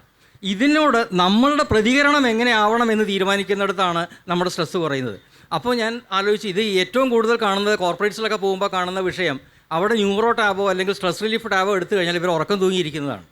ഇപ്പോൾ നേരത്തെ ഇദ്ദേഹം പറഞ്ഞതുപോലെ തന്നെ, ഹരികുമാർ സാറ് പറഞ്ഞ പോലെ, നമ്മൾ മരുന്നെടുത്ത് ശീലിച്ച് ഉറങ്ങിക്കഴിഞ്ഞാൽ അതൊരു പരിഹാരമൊന്നും ആവുന്നില്ല, അതൊരു പരിഹാരം അല്ലാതാവുകയാണ്. അപ്പോൾ നമുക്ക് ഇതിന് വേണ്ടിയിട്ട് ഒരു മെഡിക്കൽ പരിപാടിക്ക് പകരം നമുക്ക് എന്തുകൊണ്ട് ഈ പ്രീഫ്രണ്ടൽ കോർട്ടക്സിനെ തണുപ്പിക്കുകയാണെങ്കിൽ, പ്രീഫ്രണ്ടൽ കോർട്ടക്സിനെ കൂടുതൽ കാംനെസ് കൊടുക്കാൻ സാധിക്കുകയാണെങ്കിൽ എന്ന ഒരു റിസർച്ച്, അത് ശരിക്കും എപ്പിജനറ്റിക്കിൻ്റെ ഭാഗമായിട്ട് കൊണ്ടുപോകുന്നതാണ്. എപ്പിജനറ്റിക് എന്ന് പറയുന്ന ഒരു ടോപ്പിക്ക് നമ്മുടെ സമൂഹത്തിൽ DNA-യുടെ പെർഫോമൻസിനെ വരെ ബാധിക്കുന്ന ഒരു ടോപ്പിക്കാണ്. അപ്പോൾ അതിൻ്റെ റിസർച്ച് ചെയ്തുകൊണ്ടിരിക്കുന്ന സമയത്താണ് നമുക്ക് ഈ സമൂഹവുമായിട്ട് ബന്ധപ്പെടുമ്പോഴൊക്കെ നമ്മൾക്ക് ഇത് എങ്ങനെയാണ് മനസ്സിൽ നിരന്തരം ഉണ്ടായിക്കൊണ്ട്, അതിൽ 2 തരത്തിലുണ്ട്. ഇപ്പോൾ ചിലർ പരലോകത്ത് പോയാൽ സ്വർഗ്ഗം കിട്ടുന്നതിനെ പറ്റി സ്ട്രെസ് അടിക്കുന്നവരുണ്ട്. അത് ഒരിക്കലും നമുക്ക് പരിഹരിക്കാൻ പറ്റാത്ത സ്ട്രെസ്സാണ്. കാരണം അത് മരിച്ച ശേഷമുള്ള സ്ട്രെസ്സാണ്. അങ്ങനെയാണെങ്കിൽ എനിക്കിപ്പോൾ നിങ്ങളെയൊക്കെ അനുഗ്രഹിക്കാൻ പറ്റും. ഇപ്പം നിങ്ങളുടെ തലയിൽ ഇത് പൊട്ടി വീണ് നിങ്ങൾ മരിക്കില്ല എന്ന് എനിക്ക് ഉറപ്പിച്ച എൻ്റെ അനുഗ്രഹം നിങ്ങൾക്ക് എല്ലാവർക്കും ഉണ്ട്. കാരണം സ്ട്രെസ് അടിക്കേണ്ട ആവശ്യമില്ല. മരിച്ചാൽ പിന്നെ ആരും എന്നോട് ചോദിക്കില്ല. ഇങ്ങനെയുള്ള ഒരു സ്പിരിച്വൽ അനുഗ്രഹം കൊണ്ടോ സ്ട്രെസ് റിലീഫ് കൊണ്ടോ ഒന്നും നമുക്ക് രക്ഷപ്പെടാൻ കഴിയില്ല. നമുക്ക് സാധിക്കുന്ന വഴിയെന്ന് പറയുന്നത് സിറ്റുവേഷനെ ഫേസ് ചെയ്യുമ്പോൾ അതിനെപ്പറ്റി ചിന്തിച്ചുണ്ടാകുന്ന തലമുണ്ടാക്കുന്ന അവസ്ഥ, അല്ലെങ്കിൽ ഇത് പരിഹരിക്കാൻ കഴിയുക. ഇല്ലെങ്കിൽ ഇപ്പോൾ സ്ത്രീകളുടെ കാര്യത്തിൽ ചിന്തിച്ച് മാത്രമല്ല, ഇപ്പോൾ മെനിപ്പോസ് കണ്ടീഷനിൽ ഉണ്ടാകുന്ന സ്ട്രെസ്സുകളുണ്ട്. അങ്ങനെ പലതരത്തിൽ ഇപ്പോൾ ന്യൂറോ കണ്ടീഷനിലുള്ള ആളുകൾക്ക് ഉണ്ടാകുന്ന സ്ട്രെസ് ഉണ്ട്. ഓങ്കോളജിയിൽ ഞങ്ങൾ കഴിഞ്ഞ പ്രാവശ്യം ഒരു സംസാരത്തിലൊരു ഗ്രാമത്തിൽ ഒരു ഇതിൽ പോയപ്പോൾ സോഷ്യൽ റിസർച്ചിൽ ടിസിൻ്റെ ഒപ്പം ഞാൻ ചെയ്തപ്പോൾ, ടാറ്റ ഇൻസ്റ്റിറ്റ്യൂട്ടിനൊപ്പം ചെയ്തപ്പോൾ അവർ പറഞ്ഞ സ്ട്രെസ് ഉണ്ട്. ഫാമിലിയിൽ നിന്ന് കല്യാണം കഴിക്കാൻ ആൾക്കാർ തയ്യാറാവണില്ല. കാരണം ഈ ക്യാൻസർ വന്ന ആൾക്കാർക്ക് അടുത്ത ആൾക്കാർക്ക് ഇത് വരുമെന്ന് പേടിച്ച്. അപ്പോൾ ഇങ്ങനെ വളരെ ഡിഫറെൻ്റായ വിധത്തിൽ നമുക്ക് സിറ്റുവേഷനുകളെ ഫേസ് ചെയ്തേ പറ്റൂ. എങ്ങനെ ഫേസ് ചെയ്യാമെന്ന് അന്വേഷിച്ചപ്പോഴാണ് ഓവർ തിങ്കിങ് കുറയ്ക്കുകയാണെങ്കിൽ മറ്റു മരുന്നുകൾ ചിലപ്പോൾ വേഗം ഫലിക്കാൻ സാധ്യതയുണ്ട്. ഇല്ലെങ്കിൽ ഇനിയിപ്പോൾ കൗൺസിലിംഗ് ആണെങ്കിൽ അത് ഫലിക്കാൻ സാധ്യതയുണ്ട്. അപ്പോൾ ഈ ഓവർ തിങ്കിങ്ങിനെ എങ്ങനെ കുറയ്ക്കാം എന്ന ചിന്തയാണ് പ്രീഫ്രണ്ടൽ കോർട്ടക്സിനെയും HP ആക്സിസിനെയും മാത്രം നമുക്ക് റെഗുലേറ്റ് ചെയ്യാമെന്ന ഒരു സാധ്യതയിലേക്ക് എത്തിച്ചത്. മരുന്നിൻ്റെ കണ്ടുപിടുത്തമല്ല, മരുന്ന് ഒഴിവാക്കാൻ വേണ്ടി നടത്തിയ ശ്രമമാണത്. പക്ഷേ ഈ ഓവർ തിങ്കിങ് പറയുമ്പോൾ തന്നെ അവിടെ ഇപ്പോൾ വിശ്വാസങ്ങൾ, വാല്യൂസ് ഇതൊക്കെ പറയുമ്പോൾ ഇതൊരു അഭയം എന്ന വിധത്തിൽ കാണുന്നതുണ്ട്. അത് പലപ്പോഴും എന്തുമാകാം, പാർട്ടിയാകാം, ദൈവമാകാം, വിശ്വസിച്ച് കയറി ചെന്നിരിക്കുന്ന ഏതുമാകാം. അത് ഇതിനെയൊക്കെ പരിഹരിച്ച് അതൊരു സമാധാനത്തിലേക്ക് നയിക്കുന്നു എന്നൊരു വിശ്വാസമുണ്ടോ? അഭയം എന്ന വാക്കിൻ്റെ അർത്ഥം തന്നെ ഭയരാഹിത്യമാണ്. നമ്മളിപ്പോൾ അഭയം ചോദിച്ചു പോകുന്നത് ഭയപ്പെട്ടിട്ടാണ്. അതിപ്പോൾ ഇവിടെ ഇരിക്കണം, എനിക്ക് നമ്മൾ ഈശ്വരൻ നമ്മളെ അനുഗ്രഹിക്കുന്ന വിശ്വസിച്ചിട്ടാണോ അയാൾ ഉപദ്രവിക്കുന്നത് പേടിച്ചിട്ടാണോ എന്ന് എനിക്കറിയില്ല. അവിടെ പോയിട്ട് നമ്മൾ ചോദിക്കുന്നത് അഭയമാണ്, പക്ഷേ പോകാൻ ഇടവരുത്തുന്നത് ഭയമാണ്. എനിക്ക് കൃത്യമായി ഒരു കാര്യം അറിയില്ലെങ്കിൽ, എനിക്കിതിനെപ്പറ്റി കൃത്യമായി അപഗ്രഥിക്കാൻ അറിയില്ലെങ്കിൽ സ്വാഭാവികമായിട്ടും എന്നിൽ ആദ്യം ഉണ്ടാകുന്ന വികാരമാണ് ഭയം. അത് പരിഹരിക്കാൻ സാധിക്കുന്നത് വരെ ഞാൻ എന്ത് ചെയ്തുകൊണ്ടേയിരിക്കും? ഇതിനെപ്പറ്റി നിരന്തരമായി ഞാൻ പ്രയത്നിച്ചുകൊണ്ടേയിരിക്കും. ഒന്നെങ്കിൽ പ്രാർത്ഥിച്ച് ചിലപ്പോൾ അവിടെ അനുഗ്രഹം കിട്ടുമെന്ന് വിചാരിക്കും. വേറൊരു വഴിയില്ലെങ്കിൽ ഇപ്പോൾ എന്നോട് കഴിഞ്ഞ ഒരു 4-5 വർഷമായിട്ടെങ്കിലും എൻ്റെ വീട്ടിൽ വിശ്വാസമുള്ള ആളുകൾ പോയി നോക്കുമ്പോൾ പറഞ്ഞിട്ടുണ്ട് ജാതകപ്രകാരം ഞാൻ നന്നാവുമെന്ന് പറഞ്ഞ ജോത്സ്യം നന്നായി എന്നല്ല, ഞാൻ നന്നായിട്ടില്ല, എൻ്റെ ആരോഗ്യം ഇപ്പോഴും ശരിയായിട്ടില്ല. അപ്പോൾ അത് മാത്രം വിശ്വസിച്ചിരുന്ന് പക്ഷെ ഭയപ്പെട്ടാൽ അതിനൊരു ഘടകമുണ്ട്. പക്ഷേ ഭയരാഹിത്യമാണ് ഈശ്വരൻ, ഭയരാഹിത്യം മാത്രമാണ് നമ്മുടെ സ്ട്രെസ് റിലീഫ്. അതുകൊണ്ടാണ് ഞാൻ തുടങ്ങിയത് തന്നെ ദൗർബല്യമാണ് ഏറ്റവും വലിയ ശാപം എന്ന് പറഞ്ഞുകൊണ്ടാണ്. ഈ ദൗർബല്യവും ഇതും തമ്മിൽ വെച്ച് നോക്കിക്കഴിഞ്ഞാൽ ഏറ്റവും വലിയ ദൗർബല്യം ഈശ്വരനെ പറ്റിയുള്ള ഭയം തന്നെയാണെന്നാണ് എനിക്ക് തോന്നുന്നത്. ഈശ്വരനെ പറ്റിയുള്ള ഭയമോ നമ്മുടെ സമൂഹത്തിൽ വലിയൊരു സ്ട്രെസ് ഉണ്ടാക്കുന്നുണ്ട്. അത് അത്തരത്തിലൊരു സമാധാനം നൽകുന്നത് പലപ്പോഴും പല ആയുർവേദ വൈദ്യന്മാരുടെയും അടുത്ത് പോകുമ്പോൾ അവർ പ്രത്യേകിച്ചും പ്രാർത്ഥന കൂടി ചേരുന്നതാണ് ചികിത്സ എന്ന് പറയാറുണ്ട്. അത് ഒരു മാനസികമായൊരു സ്ഥൈര്യം നൽകുന്നു എന്ന വിധത്തിൽ മാത്രം കണ്ടാൽ മതിയോ? അത് മാനസികമായ ബേസിക്കലി ഏത് ഡോക്ടറുടെ അടുത്ത് പോയാലും, അത് മോഡേൺ മെഡിസിൻ ആണെങ്കിലും ഇതാണെങ്കിലും, കോൺഫിഡൻസ് വളരെ വലിയൊരു കാര്യമാണ്. അതാണ് നമ്മൾ പറഞ്ഞത്. സ്വാസ്ഥ്യമെന്ന് പറയുന്നത് ശരീരത്തിൻ്റെ മാത്രമല്ല, മനസ്സിൻ്റെ കാംനെസ്. ശരീരത്തിൻ്റെ ഒരു ആരോഗ്യമുള്ള മനസ്സിൽ ആരോഗ്യമുള്ള ശരീരത്തിൽ ശാന്തമായ മനസ്സുണ്ടാവുന്ന ഒരു ബാലൻസാണ് നമ്മൾ സ്വാസ്ഥ്യമെന്ന് പറയുന്നത്. അപ്പോൾ ഒരു ചികിത്സ ഫലിക്കണമെന്നുണ്ടെങ്കിൽ ഓട്ടോമാറ്റിക്കായിട്ട് ഒരു ശാന്തമുള്ള മനസ്സ് വേണം, ഡോക്ടറിലൊരു വിശ്വാസം വേണം, ഇതെല്ലാം വേണം. ഇല്ലെന്നുണ്ടെങ്കിൽ ഇപ്പം ചികിത്സ ഫലിക്കണമെന്നില്ല. ഇപ്പോൾ പലപ്പോഴും ഈ നോർത്ത് ഈസ്റ്റിലൊക്കെ പണ്ട് കുറേ നാളിലൊക്കെ മുമ്പ് പലരും ഈവൻ അന്ന് കുറെ കൂടെ ബാക്ക്വേർഡായിരുന്ന സമയത്താണ് പല പ്രിസ്ക്രിപ്ഷൻസും ഡോക്ടേഴ്സ് കൊടുത്താൽ പോലും പേഷ്യൻറ്റിന് അറിഞ്ഞുകൂടാന്ന് ഇത് മരുന്ന് മേടിച്ച് കഴിക്കണമെന്ന്. ഈവൻ പാരസിറ്റമോൾ എന്ന് എഴുതിയ പ്രിസ്ക്രിപ്ഷൻ മുറിച്ച് കഴിച്ച് അസുഖം മാറിയവരുണ്ട്. വിശ്വാസമാണ് കുറേയൊക്കെ വിശ്വാസത്തിന് വളരെ വലിയ റോളുണ്ട്. വിശ്വസിച്ച് കഴിഞ്ഞാൽ ഓട്ടോമാറ്റിക്കലി നമ്മുടെ ബോഡിയുടെ ഒരു റെസിസ്റ്റൻറ്റ്, മുമ്പ് പറഞ്ഞ പോലെ സ്ട്രെസ് അങ്ങ് മാറും. നമുക്കൊരു വിശ്വാസമായി. ചിലപ്പോൾ ഇപ്പോൾ പറയൂലേ, treated cold last for 1 week, untreated last for 7 days. പല കാര്യങ്ങൾ ചിലപ്പോൾ അങ്ങനെ ആവാം. പക്ഷേ എന്നാൽ പോലും ഒരു വിശ്വാസമുണ്ടെങ്കിൽ ആ ഒരു കോൺഫ്ലിക്റ്റ് വരില്ല. കോൺഫ്ലിക്റ്റ് വരാണ്ട് ഇപ്പോൾ അഭയമെന്ന് പറയാം, അല്ലെങ്കിൽ വേറൊരു രീതി പറഞ്ഞാൽ ഒരു സബ്മിഷൻ എന്ന് പറയാം. ഇപ്പം നമ്മൾ ദൈവത്തിൻ്റെ അടുത്ത് പോകണ വേണമെങ്കിൽ ഇതൊരു സബ്മിഷൻ ആവാം. ഒരു സബ്മിഷൻ എന്നുള്ള രീതിയിൽ എടുത്തു കഴിഞ്ഞാൽ അത് നമ്മുടെ മനസ്സിന് അതാണ് സമാധാനം തരുന്നതെങ്കിൽ വൈ നോട്ട്? നമ്മൾ അവിടെ ഒരു കോൺഫ്ലിക്റ്റ് പോകേണ്ട കാര്യമില്ല. സംഘർഷങ്ങളിൽ നിന്ന് സമാധാനത്തിലേക്ക് ഉള്ള യാത്രയാണ് എല്ലാ കാലത്തും മനുഷ്യൻ ചെയ്തിട്ടുള്ളത്. പക്ഷെ പറയുമ്പോൾ തന്നെ മനുഷ്യകുലമുണ്ടായിട്ട് ഏറ്റവും നന്നായിട്ട് ജീവിക്കുന്നത് ഒരു 100 കൊല്ലം മുമ്പൊന്നും മനുഷ്യത്ര നന്നായിട്ട് ജീവിച്ചിരുന്നു എന്ന് എനിക്ക് തോന്നുന്നില്ല. ലോകയുദ്ധങ്ങൾ നടന്നിരുന്നു. അതിനപ്പുറത്ത് നാട്ടിൽ തന്നെ നമുക്ക് അങ്ങോട്ടും ഇങ്ങോട്ടും നോക്കാനോ കാണാനോ തൊടാനോ വഴി നടക്കാനോ പറ്റാതിരുന്നൊരു കാലത്ത് നിന്നാണ് നമ്മൾ ഇവിടേക്ക് എത്തുന്നത്. അത് നമ്മൾ ഈ വലിയ ടെൻഷനുണ്ട് എന്നൊക്കെ പറയുമ്പോൾ പോലും നമുക്ക് ഏറ്റവും നന്നായിട്ട് ജീവിക്കുന്ന ഒരു കാലം കൂടിയാണിത്. ആ വിധത്തിൽ പോസിറ്റീവായിട്ട് കാണാം എന്ന് വിശ്വസിക്കുന്ന ഒരാളാണ്. ചോദ്യങ്ങൾക്കായി നിങ്ങളിലേക്ക് ആരോടാണ് ചോദിക്കുന്നത് എന്ന് പറയണം. ചോദ്യങ്ങൾ ചുരുക്കി ചോദിക്കുകയാണെങ്കിൽ കൂടുതൽ ആളുകൾക്ക് ചോദിക്കാനൊരു അവസരവും കിട്ടും.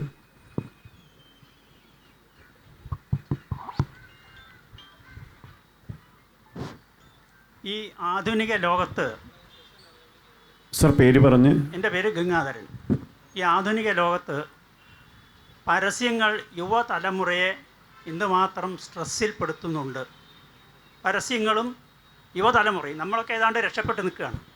ഈ യുവതലമുറയെ പരസ്യങ്ങൾ വല്ലാതെ സ്വാധീനിച്ച് അവരിൽ സ്ട്രെസ് ഉണ്ടാവുന്നുണ്ട്. ആരുടെ ചോദ്യം? ആർക്ക് വേണമെങ്കിൽ ഉത്തരം പറയാം. ഹരീഷ്. അതിൽ പിന്നെ ഹരികുമാർ സാറിൻ്റെ ആയുർവേദവും, മധു സാറിൻ്റെ മാതൃഭൂമിയും, ഗോവിന്ദമ്മാഷിൻ്റെ ദേശാഭിമാനിയും ഒക്കെ അതിൽ ഒരു പങ്ക് വഹിക്കുന്നുണ്ട്. അങ്ങയുടെ ചോദ്യം ക്ലിയർ ആണ്. അപ്പം നമ്മൾ തമ്മിൽ തർക്കിക്കേണ്ട കാര്യമില്ലല്ലോ. പറയട്ടെ. ഈ നമ്മൾ കാണുന്ന പോലെ യുവതലമുറയെ അങ്ങനെ ചെറുതായിട്ടൊന്നും കാണേണ്ട കാര്യമില്ല. യുവതലമുറയെന്ന് പറയുന്നത് അവർക്കെന്താണ് നല്ലത്, ഏതാണ് വേണ്ടതെന്നും വേണ്ടാത്തതെന്നും നമ്മളെക്കാട്ടിൽ കൂടുതൽ ഉൾക്കൊള്ളാൻ കഴിവുള്ളവരാണെന്നാണ് എൻ്റെ വിശ്വാസം. ഇപ്പോൾ കൂടുതൽ ഈ ഡിജിറ്റൽ മീഡിയ ഒക്കെ വന്നതുകൊണ്ട് അവരിലേക്ക് എത്തിപ്പെടാൻ കുറേ കൂടെ പറ്റുന്നു എന്ന് മാത്രമേ ഉള്ളൂ. അല്ലാണ്ട് പരസ്യങ്ങളെല്ലാം ചീത്തയാണെന്നും പരസ്യങ്ങൾ എല്ലാവരെയും വഴിതെറ്റിക്കുമെന്നും ഒരു അഭിപ്രായം എനിക്കില്ല.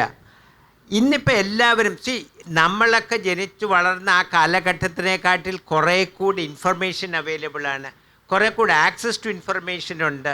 അപ്പോൾ അങ്ങനെ ഒരു ജനിച്ചു വളർന്ന അങ്ങനത്തെ ഒരു ഇതിൽ വരുന്നവർക്ക് നല്ലതും ചീത്തയൊക്കെ കുറേയൊക്കെ അറിയാം. പിന്നെ ഈ നമ്മൾ അവരെ ഇങ്ങനെ കാണുന്നു എന്നുള്ളതൊരു ജനറേഷൻ ഗ്യാപ്പ് പണ്ട് തൊട്ടേ ഉള്ളതാണ്. നമ്മളെക്കുറിച്ചും നമ്മുടെ തലമുറ പറഞ്ഞിരുന്നു, ഇവർ തന്നെ ഇവരുടെ അടുത്ത തലമുറയെക്കുറിച്ചും പറയും. ഇതൊക്കെ റിയാലിറ്റിയാണ്. പക്ഷെ അതുകൊണ്ട് പരസ്യമെല്ലാം ചീത്തയാണെന്നും ഒന്നും നമുക്ക് പറയാൻ പറ്റില്ല. അങ്ങനൊരു ധാരണ എനിക്കില്ല. അടുത്ത ചോദ്യം.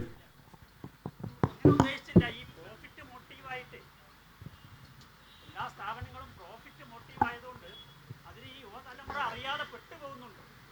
അങ്ങനെ തെറ്റിദ്ധരിക്കണ്ട. യുവതലമുറയ്ക്ക് അറിയാം എവിടെയാ. അവർ യുവതലമുറയ്ക്ക് ഇന്ന് ഓപ്ഷൻസ് കൂടുതലാണ്. ഓപ്ഷൻസ് കൂടുതലായതുകൊണ്ട് അവരെല്ലാവരും ഏത് ഓർഗനൈസേഷൻ എവിടെ കിട്ടണു, അവരുടെ പ്രോഫിറ്റ് മോട്ടീവ് ഒന്നും നോക്കിയല്ല, അവർക്ക് നല്ലതാണ്. പണ്ടൊക്കെ ആയിരുന്നു ഈ ബ്രാൻഡ് ലോയൽറ്റി എന്ന് പറയുന്നത്. ഇന്ന് ആ ബ്രാൻഡ് ലോയൽറ്റി ഒന്നുമില്ല. ഇന്ന് അവർക്ക് വേണ്ടത് എന്താ? വാല്യൂ ലോയൽറ്റിയാണ്. അവർക്ക് വാല്യൂ കിട്ടണമെന്ന് നോക്കുന്ന പ്രോഡക്റ്റിന് അവർ പോവും. അതിന് വാല്യൂ ലോയൽറ്റി എന്നേ പറയുള്ളൂ. ഇന്നൊരു പർട്ടിക്കുലർ ബ്രാൻഡിന് ഇന്ന് നോക്കൂ, ഏത് എസ്റ്റാബ്ലിഷ്ഡ് ബ്രാൻഡ് ആണെങ്കിലും അവർക്കൊരു ചലഞ്ച് വരുന്നുണ്ട്. കാരണം ബ്രാൻഡ് ലോയൽറ്റി എന്ന് പറഞ്ഞൊരു സംഗതി പൊയ്ക്കൊണ്ടിരിക്കുകയാണ്. പുതിയ പുതിയ വാല്യൂ ഓഫറിങ്സ് വരുമ്പോൾ ആളുകൾ ആ പുതിയ വാല്യൂ ഓഫറിങ്സിൻ്റെ അടുത്ത് പോവും. അവർക്ക് കുറേ കൂടെ ഓപ്ഷൻസ് അവൈലബിൾ ആണ്. പിന്നെ പഴയ പോലെ പ്രോഫിറ്റ് ഒരു ചീത്ത വാക്കുന്നൊന്നും അർത്ഥമില്ല. കാരണം ഈവൻ മാനേജ്മെൻറ്റ് തിയറി തന്നെ മാറി. മാനേജ്മെൻറ്റ് തിയറി തന്നെ ഇന്നൊരു പ്രോഫിറ്റ് മോട്ടീവ് എന്നുള്ള നിലയിൽ മാത്രം ഒരു ഓർഗനൈസേഷന് നിൽക്കാൻ പറ്റില്ല. ഇപ്പം 360 degree management, people, profit, planet, purpose, ഇത് മുഴുവൻ വന്നു ഇന്നത്തെ തിയറി. കാരണം ഒരു പർപ്പസ്ഫുൾ ഓർഗനൈസേഷൻ ആവണം, പ്ലാനറ്റിനെ കെയർ ചെയ്യണം. കാരണം we are borrowing the planet from tomorrow generation. It is not what we inherited from the past. അപ്പോൾ ഇങ്ങനൊരു സോഷ്യലി റെലവൻറ്റ്, എൻവയൺമെൻ്റലി സസ്റ്റൈനബിൾ ഗോൾസ് ഓർഗനൈസേഷൻ ഇമ്പോർട്ടൻ്റ് ആയി. ഇങ്ങനെ പല കാര്യങ്ങൾ വരുന്നുണ്ട്. അപ്പോൾ ഇതൊക്കെ പുതിയ ജനറേഷൻ അറിയാം, അവർക്ക് വാല്യൂ അറിയാം, എന്തൊക്കെയാണ് വാല്യൂ ഓഫറിങ്സ് എന്നറിയാം. അപ്പോൾ അങ്ങനെ നമ്മൾ ധരിക്കണമെന്ന് ഞാൻ പറയൂല. Thank you. നിങ്ങൾ രണ്ടുപേരും സംസാരിച്ചതിൽ എനിക്ക് വളരെ സമാനതകൾ തോന്നി. ഒന്ന്, സ്ട്രെസ്സിനെ പറ്റിയുള്ള ഒരു അനാലിസിസ്, നമ്മളുടെ തന്നെ ഒരു അനാലിസിസാണ് അതിൻ്റെ ആദ്യ ഭാഗം എന്ന് മനസ്സിലായി. രണ്ടാമത്, ഈ ഓവർ തിങ്കിങ് എങ്ങനെ കുറക്കാം, അല്ലെങ്കിൽ ശരിയല്ലാത്ത ചിന്തകൾ എങ്ങനെ മാറ്റിയെടുക്കാം എന്ന് ചിന്തിച്ചെടുക്കാവുന്ന ഒരു തരത്തിലുള്ള ചികിത്സാ പദ്ധതി കോഗ്നിറ്റീവ് ബിഹേവിയർ തെറാപ്പി എന്ന് പറഞ്ഞിട്ടുണ്ട്. നിങ്ങൾ പറഞ്ഞ രണ്ട് പേരിലും അതെനിക്ക് കാണാൻ പറ്റി. പിന്നെയുള്ളത് ഒരു ക്വസ്റ്റ്യൻ, റിലാക്സേഷൻ അങ്ങനെയുള്ള എന്തെങ്കിലും ഒരു തരത്തിലൊരു ചികിത്സാ രീതി, അത് ശാരീരികമായോ ധ്യാനമോ അങ്ങനെ എന്തെങ്കിലും ഒരു മതപരമായിട്ടല്ല, അങ്ങനെ മനസ്സിനെ ശാന്തപ്പെടുത്തുന്നതും ഈ ചിന്തകളെ കുറയ്ക്കുന്നതുമായിട്ടുള്ള എന്തെങ്കിലും തരത്തിലുള്ള ചികിത്സാ രീതി ആയുർവേദത്തിലോ മറ്റ് ചികിത്സാ രീതികളിലോ ഉണ്ടോ എന്ന് അറിയാനൊരു താല്പര്യമുണ്ട്. രണ്ടിലുമുണ്ട്. ഞാൻ ആയുർവേദത്തിൻ്റെ സൈഡ് പറയുന്നില്ല, കാരണം അദ്ദേഹം ഇവിടെ ഇരിക്കുന്ന സ്ഥിതിക്ക് അതിൻ്റെ ആവശ്യമില്ല. ഞങ്ങളെ സംബന്ധിച്ചോളം പറയുകയാണെങ്കിൽ ഇത് ന്യൂറോ സയൻസിൽ ഞാൻ പറഞ്ഞു, നമുക്കിതിൽ പ്രശ്നമുണ്ടാകുന്നത് നമ്മുടെ ബോഡി, ഇപ്പോൾ ഹാർട്ടിൻ്റെ കാര്യം വരികയാണെങ്കിൽ വേഗൽ ടോൺ എന്ന് പറയും. ഈ വേഗൽ ടോൺ സംഭവിക്കുന്നത് നമുക്ക് HP ആക്സിസിൽ അല്ലെങ്കിൽ ഇവിടെ ട്രൈജമിനൽ നെർവ്സിൽ കൂടുതൽ സ്ട്രെസ്സ് വരുമ്പോൾ, നമുക്ക് ആർക്ക് സ്ട്രെസ്സ് വന്നാലും നമ്മൾ ഇങ്ങനെ ഓർമ്മയില്ലാതെ അമർത്തി പിടിക്കുന്ന ഒരു ഏരിയയാണ്. നമ്മൾ അറിഞ്ഞോ അറിയാതെയോ ചെയ്യുന്ന ഒരു റിഫ്ലക്സാണ് ഈ ഏരിയയിൽ ഇങ്ങനെ പിടിച്ച്, സ്ട്രെസ്സിൻ്റെ ചിത്രങ്ങൾ എടുത്താൽ പോലും ഇങ്ങനെ അമർത്തി പിടിച്ചതാണ് വരിക. അപ്പോൾ ഇത് കാരണം ഈ ട്രൈജമിനൽ നെർവ്സിൽ ഉണ്ടാകുന്ന സ്റ്റിമുലേഷനുകൾക്ക് വാഗൽ ടോണിങ്ങിനും സാധിക്കും. സെയിം ടൈം തന്നെ കണ്ണിലേക്കുള്ള സ്ട്രെസ്സ് കുറയ്ക്കാനും ഈ ട്രൈജമിനൽ 3 നെർവുകളാണ്, ഇത് 3ലേക്കുമുള്ള സ്ട്രെസ്സ് കുറയ്ക്കാൻ സാധിക്കുന്നുണ്ട്. അപ്പോൾ നമ്മൾ ഇതിനെ സ്റ്റിമുലേറ്റ് ചെയ്തുകൊണ്ട്, അല്ലെങ്കിൽ ഈ പ്രീഫ്രണ്ടൽ കോർട്ടക്സിൽ ഇപ്പോൾ നമ്മൾ മുമ്പ് കാലത്ത് ചന്ദനമൊക്കെ തൊട്ടത്, പിന്നെ അത് ഭംഗിയായി കൂടി മുകളിലേക്ക് എത്തി ഫാഷനായി പലതും ആയെങ്കിലും എൻ്റെ അറിവ് എനിക്കറിയില്ല, അത് ക്ലിയർ ആയിട്ടൊന്നും ഞാൻ അതിലത്ര എക്സ്പീരിയൻസ്ഡ് ഒന്നുമല്ല. പക്ഷേ എനിക്ക് ശാസ്ത്രീയമായിട്ട് പറയുകയാണെങ്കിൽ ഗ്ലാബെല്ല എന്ന് പറയുന്നൊരു ഏരിയ ഉണ്ട്, ഈ മൂക്കിൻ്റെ ഏറ്റവും മോൾഭാഗത്തുള്ള ഏരിയയാണ്. അപ്പോൾ അടുത്ത കാലത്ത് നമുക്കിവിടെ ഒരു പനി, എന്ത് ഫ്ലൂ ആണ്, തലയിലേക്ക് കയറിയിരുന്നൊരു പനി വന്നല്ലോ ഇവിടെ എല്ലാവർക്കും ഇടയ്ക്ക്. എന്തായാലും ഇപ്പോൾ ഇവിടുത്തെ ഒരു അടുത്ത കാലത്ത് വന്നു. അപ്പോൾ എന്തായാലും അത് മൂക്കിൽ വെള്ളം കുളിക്കുമ്പോൾ മൂക്കിലൂടെ കയറുന്നു എന്ന് പറയുന്ന അമീബിക് അത് സുതാര്യമായ ഈ ഒരു സ്ഥലത്തിലൂടെയാണ് കയറിയിട്ട്. അപ്പോൾ ബ്രെയിനുമായി കമ്മ്യൂണിക്കേറ്റ് ചെയ്യാവുന്ന ഒരു വഴി എന്ന രീതിയിൽ നമുക്ക് നേരെ ബ്രെയിനിലേക്ക് ഒരു സാധനം കയറ്റി വിടുകയല്ല, പക്ഷേ കമ്മ്യൂണിക്കേഷൻ സാധ്യമാകുന്ന ഒരു ഏരിയ എന്ന രീതിയിൽ ഗ്ലാബെല്ലയിൽ നമ്മൾ അത് നിങ്ങൾക്ക് എങ്ങനെ നോക്കിയാലും മതി, ഒരു ഐസ് വെച്ചാൽ പോലും നമുക്ക് റിലാക്സേഷനുള്ള സാധ്യതകൾ കാണുന്നുണ്ട്. അപ്പോൾ ഇതിനെ കമ്പൈൻ ചെയ്തുകൊണ്ട്, പക്ഷേ ഇതിൻ്റെ ഒപ്പം ആവശ്യമുള്ളത് ഈ നമ്മൾ പറയുന്ന ആപ്നിയ കോൺസെപ്റ്റുകളുണ്ട്. ആപ്നിയാക്ക് എന്ന് പറയുമ്പോൾ നമ്മൾ ബ്രീത്ത് എത്ര നേരം ഇൻഹേൽ ചെയ്ത് വയ്ക്കുക, അത് നമ്മൾ പണ്ട് പറയുകയാണെങ്കിൽ ഇൻഹേൽ ചെയ്ത് എത്ര നേരം അകത്ത് വയ്ക്കാം എന്നും പൂരകം, രേചകം, കുംഭം എന്നൊക്കെ പറയുന്നതിൻ്റെ മറ്റു രൂപങ്ങളായിട്ട് വേണമെങ്കിൽ എടുക്കാം. ഈ രീതിയിൽ ഒരു സിസ്റ്റം നമ്മൾ ഫോം ചെയ്യുകയാണെങ്കിൽ നമുക്ക് പെട്ടെന്ന് തന്നെ താഴാനും ഈ 3 ഏരിയ ഉപയോഗിച്ചാൽ മതി. ഗ്ലാബെല്ലയും ട്രൈജനൽ നെർവ്സും ഉപയോഗിക്കുകയാണെങ്കിൽ, ബ്രീത്തിൽ കുറയുകയാണെങ്കിൽ അത് പ്രിവെൻറ്റീവ് കാർഡിയോളജിയുടെ ഭാഗത്തേക്കും അതുപോലെ തന്നെ HP ആക്സിസ് കാരണം ഉണ്ടാകുന്ന ഇഷ്യൂ വെച്ചാൽ തുടർച്ചയായിട്ട് നമ്മുടെ ശരീരത്തിലേക്ക് ഉണ്ടായി ഡയബറ്റിക് ഉള്ള ആളുകൾ, ലൈഫ് സ്റ്റൈൽ ഡിസോർഡർ ഉള്ള ആളുകൾക്കെല്ലാം തന്നെ ഉണ്ടാകുന്ന സ്ട്രെസ് ഇമ്പാക്റ്റ് കുറയ്ക്കാൻ, ബോഡിയിലേക്കുള്ള ഇമ്പാക്റ്റ് കുറയ്ക്കാൻ അത് കാരണമാകും എന്ന് പഠനങ്ങൾ തെളിയിച്ചിട്ടുണ്ട്. ഒരു മിനിറ്റ്, ഈ ഓവർ തിങ്കിങ് കുറയ്ക്കാൻ ഒരു മാർഗം ഓവർ തിങ്ക് ചെയ്യാണ്ടിരിക്കുക എന്നുള്ളത് മാത്രമേ ഉള്ളൂ. അതുകൊണ്ടാണ് പലരും പറയുന്നത് റിട്ടയർ ചെയ്ത് കഴിഞ്ഞാൽ എന്തെങ്കിലും ജോലിയിൽ നമുക്ക് ഇഷ്ടമുള്ള പാഷനാവാം, ഇഷ്ടമുള്ള കാര്യമാവാം. കാരണം അങ്ങനെ തിങ്ക് ചെയ്ത് ആവശ്യമില്ലാണ്ട കാര്യങ്ങൾ തിങ്ക് ചെയ്ത് നമ്മളുള്ള ആരോഗ്യം കളയണ്ട എന്ന് പറയുന്നത് അതുകൊണ്ടാണ്. ഈവൻ ഈ ഓവർ തിങ്കിങ് കുറയ്ക്കാനാണ് നമ്മുടെ യോഗയിലൊക്കെ പറയുന്ന പല കാര്യങ്ങളും, പ്രാണായാമം തൊട്ട് ശവാസനം തൊട്ട് നമ്മൾ ഈവൻ മെഡിറ്റേഷൻ വരെ പണ്ട് തൊട്ട് തന്നെ മഹർഷി മഹേഷ് യോഗിയൊക്കെ അന്ന് ട്രാൻസെൻഡൻ്റൽ മെഡിറ്റേഷനൊക്കെ ചെയ്തുകൊണ്ട് വരുന്നത് ഓവർ തിങ്കിങ് കുറയ്ക്കാനുള്ള കാര്യമാണ്. ഈ ഓവർ തിങ്കിങ് എങ്ങനെ കുറയ്ക്കാമെന്ന് നമ്മൾ തിങ്ക് ചെയ്തിട്ട് കാര്യമൊന്നുമില്ല. അത് കാരണം നമ്മളിത് സപ്രസ് ചെയ്യാൻ നോക്കുന്തോറും ഇത് സർഫസിലോട്ട് കൂടുതൽ വരും. കുറേയൊക്കെ നമ്മളങ്ങ് വിട്ട് കഴിഞ്ഞാൽ ഓട്ടോമാറ്റിക്കലി അതങ്ങ് കുറച്ചങ്ങ് പോവും. ഇതൊക്കെ കുറച്ചൊക്കെ നമ്മൾ തന്നെ കണ്ടെത്തേണ്ട രീതികളാണ്. ഇതിനൊന്നൊരു റിട്ടൺ ഡൗൺ ഫോർമുലയൊന്നുമില്ല. കാരണം മനസ്സെന്ന് പറയുന്നത് ഇന്നേ വരെ ഈവൻ ഏറ്റവും വലിയ ന്യൂറോളജിസ്റ്റിന് പോലും കണ്ടെത്താൻ പറ്റാത്തൊരു കാര്യമാണ്. ഇറ്റ്സ് ടോട്ടലി ഒരു അബ്സ്ട്രാക്റ്റായിട്ടൊരു സംഗതിയാണ്. അപ്പോൾ കുറേയൊക്കെ നമ്മളിത് മനസ്സിലാക്കി കഴിഞ്ഞാൽ തന്നെ നമ്മളിത് സപ്രസ് ചെയ്യാൻ നോക്കാണ്ടിരുന്നാൽ തന്നെ നമുക്ക് പലപ്പോഴും we can come in to terms with our cells. See basically it's all coming in to terms with our cells അല്ലേ? പെട്ടെന്ന് ചോദിച്ചോളാം. ഇപ്പം രണ്ടുപേരും പറഞ്ഞത്, അത് ഹരിസാർ പറഞ്ഞതും ഹരീഷ് സാർ പറഞ്ഞതും സ്വസ്ഥമായ മനസ്സും സ്വസ്ഥമായ ശരീരവും എങ്കിൽ മാത്രമേ നമുക്ക് സ്വസ്ഥത കിട്ടുകയുള്ളൂ എന്നാണ്. എൻ്റെ ചോദ്യം, സ്വസ്ഥമായ ശരീരമേ ഒരാൾക്കില്ല, രോഗിയാണ്, പക്ഷേ അയാൾക്ക് സ്വസ്ഥമായൊരു മനസ്സുണ്ട്, കിട്ടത്തില്ലേ? അങ്ങനെയെങ്കിൽ ആ ഡെഫിനിഷൻ നമുക്കൊന്ന് മാറ്റേണ്ടത് കണ്ടൻറ്റ്മെൻറ്റും ആക്സെപ്റ്റ് ചെയ്യാനുള്ള മെൻറ്റാലിറ്റിയും, ഇത് രണ്ടുമല്ലേ ആക്ച്വലി നമുക്ക് വേണ്ടത്. ബാക്കിയുള്ളതിനേക്കാൾ എല്ലാം ഈ രണ്ടെണ്ണം മാത്രം പോരെ എന്ന് എൻ്റെ അല്ല. ഇതെന്ന് പറഞ്ഞാൽ ഈ ഏത് ഡെഫിനിഷനും ജനറൽ ഡെഫിനിഷനാണ്. ആരോഗ്യമുള്ള ഏത് ഡെഫിനിഷൻ എടുത്തോളൂ, ഇതൊക്കെ ജനറൽ ഡെഫിനിഷനാണ്. ഇതിനൊക്കെ എക്സെപ്ഷൻസ് ഉണ്ട്. എക്സെപ്ഷൻസിൽ ഇതൊക്കെ വരും, ഇല്ലയെന്നല്ല. ഇപ്പം ആരോഗ്യമില്ലാത്ത ശരീരമുള്ളവർ സന്തോഷമായിട്ട് ഉണ്ട് എന്ന് പറഞ്ഞാൽ അതൊരു എന്ന് പറഞ്ഞാൽ വേറൊരു കാര്യം ചോദിച്ചു കഴിഞ്ഞാൽ ആരോഗ്യമില്ലാത്ത ശരീരമില്ലാത്തവരൊക്കെ നല്ല സ്റ്റേബിൾ മനസ്സുള്ളവരാണോ എന്ന് ചോദിച്ചാൽ ചിലപ്പോൾ ആവില്ല. പക്ഷെ ഒരു ജനറൽ ഡെഫിനിഷനിൽ ആരോഗ്യമുള്ള ശരീരവും ശാന്തമായ മനസ്സുമാകുമ്പോൾ സ്വസ്ഥം വരും എന്ന് മാത്രമേ പറഞ്ഞുള്ളൂ. ഏത് റൂളിനും എക്സെപ്ഷൻസ് ഉണ്ട്. സാർ ഹരീഷ് സാറിനാണ്. സാറേ, എലൻ മസ്കിൻ്റെ എലി പരീക്ഷണം ഉണ്ടല്ലോ, അത് വളരെ ആപ്റ്റാണ്. കാരണം ChatGPT ഉപയോഗിച്ച് അതിനകത്ത് കിടക്കുന്ന എലി പോലെയായ ഇപ്പോഴത്തെ തലമുറയ്ക്ക് തീർച്ചയായിട്ടും ഒരു ഡിജിറ്റൽ ഡീടോക്സിൻ്റെ ആവശ്യമുണ്ട്. അത് സാറ് പറഞ്ഞത് നല്ലൊരു പോയിന്റ്. എലൻ മസ്കിൻ്റെ എലി ഞാൻ തിരിച്ചു പോകണമെന്ന അഭിപ്രായത്തിൽ പറഞ്ഞതല്ല അത്. ഞാൻ പറഞ്ഞത് നമ്മളുടെ കാലഘട്ടം അങ്ങോട്ടാണ് പോകുന്നത്. പണ്ട് നമ്മൾ ഈ റോഡ് റോളർ വന്നപ്പോൾ അതിനെതിരായി സമരം നടന്ന കേരളമാണത്. അത് ആൾക്കാരുടെ പണി പോകുമെന്ന് പറഞ്ഞ്, ഇപ്പോൾ ആൾക്കാരുടെ ഫിറ്റ്നസ് കുറയുമെന്ന് പറഞ്ഞിട്ട് നമ്മളാരും റോഡ് റോളർ വലിക്കുന്നില്ല. ഇപ്പോൾ ട്രാക്ടർ അല്ല, ഈ പുതിയ തരം സാധനങ്ങൾ, യന്ത്രങ്ങളൊക്കെ വന്നിട്ട് കഴിഞ്ഞ ദിവസം ഞാൻ ബാംഗ്ലൂർ കണ്ടത് ആ 9 മീറ്റർ ഒന്നിച്ചിടുന്നതാണ്. അപ്പോൾ കാലം മാറിക്കൊണ്ടിരിക്കുമ്പോൾ നമ്മൾ AI വന്നു, അത് അടുത്തൊരു തലമുറയിലേക്ക് കൊണ്ടുപോവുകയാണ്. ഇനി തിരിച്ചു പോകില്ല. നമ്മളുടെ കാലം അതിൽ നിന്നെല്ലാം അതിജീവിച്ച് പോയി കഴിഞ്ഞു. ഇനി ചിന്തിക്കാൻ പറ്റുന്ന ഇപ്പം അതാലോചിച്ച് ഭയപ്പെടുന്നൊരു തലമുറയാണുള്ളത്. AI വന്ന് എൻ്റെ പണി പോകുമെന്ന് ആലോചിച്ചിട്ടാണ്.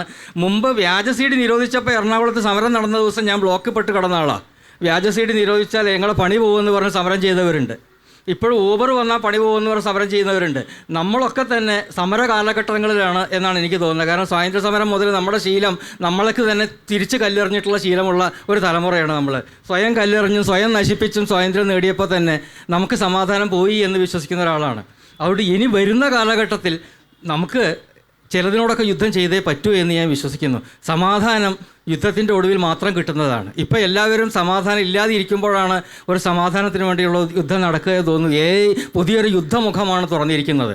നിങ്ങൾ അതിനെ പടവെട്ടി ജയിച്ച് ഉപയോഗിക്കുന്നൊരു തലമുറ, അത് ഈ ബ്രെയിൻ ഇതിൻ്റെ 100 മടങ്ങ് ശക്തിയുള്ള ബ്രെയിനായി മാറുന്ന, അതിൽ ഉപയോഗിക്കാൻ കഴിയുന്ന ഒരു കാലത്തേക്ക് ഉപയോഗിക്കാൻ കഴിയുന്ന വിധത്തിലുള്ള സാക്ഷരതാ ക്രമീകരണങ്ങളുള്ള മാറ്റമാണ് പുതിയ സമൂഹം ആവശ്യപ്പെടുന്നതെന്ന് ഞാൻ കരുതുന്നു.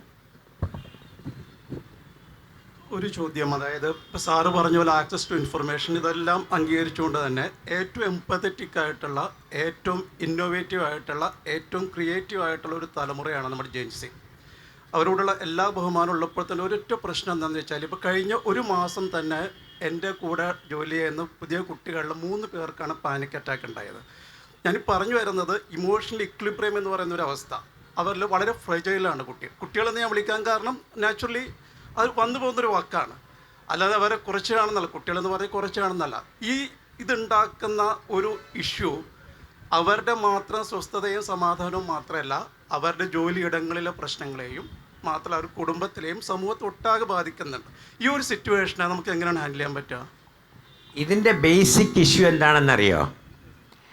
ബേസിക് ഇഷ്യൂ, നമ്മൾ ഇന്ന് വളരെ ന്യൂക്ലിയർ ഫാമിലിയാണ്, വളരെ പ്രൊട്ടക്റ്റഡ് ചിൽഡ്രനാണ് അല്ലേ? ഒരു കുട്ടി 2 കുട്ടി ആദ്യം തൊട്ട് ട്യൂഷൻ ഇട്ട് പഠിപ്പിച്ച് ഞെക്കി പഠിപ്പിക്കുന്ന മാങ്ങകളാണ് കുട്ടികൾ. പറ്റണ എന്താണെന്ന് വെച്ചാൽ we don't teach them to accept failure. നമ്മൾ ഒരു കുട്ടിയെ പോലും 99.8 കിട്ടിയാൽ 0.2 എവിടെ പോയി എന്ന് ചോദിക്കുന്ന ഒരു സമൂഹത്തിലേക്കാണ് നമ്മളൊക്കെ പേരൻറ്റിങ്ങിൽ വന്നിരിക്കുന്നത്. കുട്ടികൾ വർക്ക് ചെയ്യുന്നത് ഭയങ്കര പ്രഷറിലാണ് അവർ വർക്ക് ചെയ്യുന്നത്. കുട്ടികളെ കുറേയൊക്കെ ഫെയിലിയർ നമുക്ക് പറയാൻ എളുപ്പമാണ്, പക്ഷേ ഫെയിലിയർ ആക്സെപ്റ്റ് ചെയ്യാൻ പഠിപ്പിച്ചാൽ, അല്ലെങ്കിൽ 2ാമതായാലും 3ാമതായാലും കുഴപ്പമില്ല, ഡോക്ടറും എൻജിനീയർ ആയില്ലെങ്കിലും വേറെ അവന്യൂസ് ഉണ്ട്. അങ്ങനെ അവർക്കിഷ്ടമുള്ള കാര്യങ്ങൾ, അവർക്ക് ഏതിലാണോ താല്പര്യം അതിലേക്കൊക്കെ നമ്മൾ അവരെ കൈപിടിച്ചു കൊണ്ടുപോയാൽ ഈ പറയുന്ന പ്രഷർ വരില്ല. ഇത് ബേസിക്കലി ഇന്നത്തെ കാലത്ത് എന്താ, എല്ലാ പേരൻറ്റും നോക്കുന്നത് അവരുടെ മക്കളിൽ കൂടെ അവരുടെ ജീവിതം ജീവിക്കാനാണ്. അവിടെയാണ് ഈ കോൺഫ്ലിക്റ്റ് വരുന്നത്, അവിടെയാണ് ഈ സ്ട്രെസ്സ് വരുന്നത്. നമ്മൾ കുട്ടികളെ ഒരു ഇൻഡിവിജ്വൽ ആണെന്ന് നമ്മൾ മനസ്സിലാക്കി അവരെ അവരുടെ ജീവിതം ജീവിക്കാൻ വിട്ടുകഴിഞ്ഞാൽ പകുതി പ്രഷർ തീരും. അങ്ങനെ ആവുമ്പോൾ ഈ ഒരു സ്ട്രെസ്സും പാനിക് അറ്റാക്കും ഒക്കെ വരില്ല. പാനിക് അറ്റാക്കൊക്കെ ഒരു കൊമേഴ്ഷ്യൽ വേൾഡിൽ വരും, അത് കുറേയൊക്കെ വരും. പക്ഷേ അതിനെ എങ്ങനെ ആക്സെപ്റ്റ് ചെയ്ത് മുന്നോട്ട് പോകാമെന്നേ നമ്മൾ നോക്കാൻ പറ്റുള്ളൂ. ഇപ്പോൾ ജോബ് റിട്രെഞ്ച്മെൻറ്റ് ഇറ്റ്സ് എ റിയാലിറ്റി, അത് നമ്മൾ ആക്സെപ്റ്റ് ചെയ്യണം. അതിന് നാട്ടിൽ വീട്ടുകാരെന്ത് പറയും? ഇപ്പം നോക്കൂ, ഇപ്പോൾ പല കേസിലും സൂസൈഡ് കേസസ് വരും. ഈവൻ പുതിയ ന്യൂലി മാരീഡ് എങ്ങനെ ഫാമിലി ആക്സെപ്റ്റ് ചെയ്യും? അതുകൊണ്ട് അവിടെ തന്നെ നിന്നോളാൻ പറഞ്ഞിട്ടാണ് പകുതി സൂസൈഡ് കേസസ്. വീട്ടിലേക്ക് തിരിച്ചു വന്നോളാൻ പറഞ്ഞാൽ പലരും തിരിച്ചു വന്നു കഴിഞ്ഞാൽ പകുതി കേസ് വരില്ല. അതാണ് ഞാൻ ആദ്യമേ പറഞ്ഞത്, നമ്മളൊക്കെ നമുക്ക് വേണ്ടിയാണ് ജീവിക്കുന്നതെന്ന് മനസ്സിലാക്കി നമ്മൾ ഈ സൊസൈറ്റിയെ കുറച്ച് നേരത്തേക്കാണ് അങ്ങോട്ട് മാറ്റി വെച്ചേക്കൂ. നമ്മുടെ കുടുംബമെന്ന് പറഞ്ഞാൽ തന്നെ സൊസൈറ്റിയിലുള്ള പകുതി പ്രശ്നം തീരും. കുട്ടികളെ, എൻ്റെ ചുരുക്കത്തിൽ പറയാനുള്ളത്, കുട്ടികളെ അവർക്ക് ഇഷ്ടമുള്ള കാര്യത്തിന് വിടുക. നമ്മൾ പേരൻറ്റിങ്ങിൽ കുട്ടികളെ കുറേയൊക്കെ തോൽക്കാനും തോൽവി ആക്സെപ്റ്റ് ചെയ്യാനും, തോൽക്കാനല്ല ഞാൻ പറഞ്ഞത്, തോൽവി ആക്സെപ്റ്റ് ചെയ്യാൻ പഠിപ്പിക്കുക. നമ്പർ 2 ആയാലും വലിയ പ്രശ്നമൊന്നും ഇല്ലയെന്ന് മനസ്സിലാക്കിയാൽ ഈ പകുതി പ്രശ്നങ്ങൾ കുറേയൊക്കെ തീരും. ഇത് എന്നാണ് എനിക്ക് തോന്നുന്നത്.